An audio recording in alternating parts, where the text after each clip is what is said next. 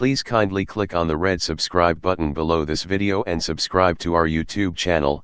Thanks, God bless you as you do this. Sister Rukayat.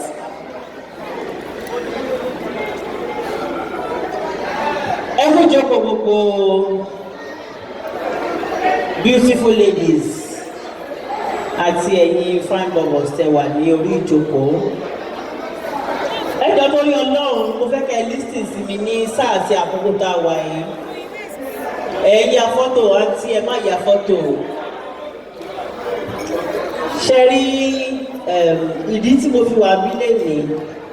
Ó pé méjì. Survive, please, I beg you. Wọ́n máa fi white envelope kan síwájú yín sí ẹjọ́ torí Ọlọ́run. Ó yẹ kó wà bí by lẹ́nìí but kò lè sí bí torí èyí náà kọ́ bí cancer ṣe ní kọ́lọ́ má lè fi ọkàn mi wá ni. Cancer is a very very big deal and she needs to be operated in India now. Nothing is too small, please. Whatever you can give, even if it's 500 naira, and if you have more than that, there is nothing bad in it, please. For the people down there to see, I'm not begging for myself. I'm begging from this my humble sister.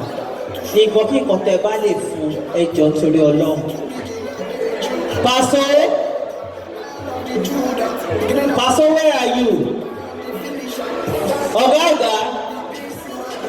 Oganda, please, whatever you can give to help this lady, please. Kò sí nǹkan tó kéré o, kò sí anything tó kéré. Ká bá lè sọ nípa tiwa wípé a ṣe ìwọ̀nba tá a lè ṣe. Ẹ jọ̀ọ́ torí Ọlọ́run, nothing is too small. Ẹ jọ̀ọ́ torí t'Ọlọ́run, abẹ̀bẹ̀ ni ẹ jọ̀ọ́ torí Ọlọ́run. Even if it's 500, even if it's 200 naira, nothing is too small. Nothing is too small, please. Cancer ò ní ya lé kò ní ya ọ̀nà gbogbo wa ò ní àmì. Wọ́n máa gúnlé orí burúkú nínú odó, wọ́n máa síbẹ̀ nínú èkó orúkọ Jésù. Kò ní kàn mí, kò ní kàn ìdílé yín. Lórúkọ Jésù. Lágbára Ọlọ́run, wọ́n máa síbẹ̀ orí burúkú ní kòkà. Kò ní kàn mí, kò ní kàn ìdílé yín. Nothing you give is too small. Anything.